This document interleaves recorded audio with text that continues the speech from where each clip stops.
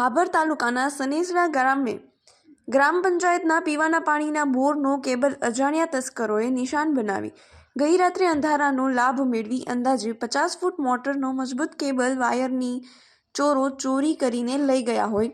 સવારે ગામ લોકો જોઈ જતા ખબર પડી કે કેબલની ચોરી થઈ ગઈ છે. પાણીનો બોર બંધ હોય ત્યારે શાળાના આ બોરનું પાણી શાળામાં ભણતા બાળકો માટે જતું હોય એટલે હાલ તો બાળકો પણ પાણી વિના વલખા મારી રહ્યા છે.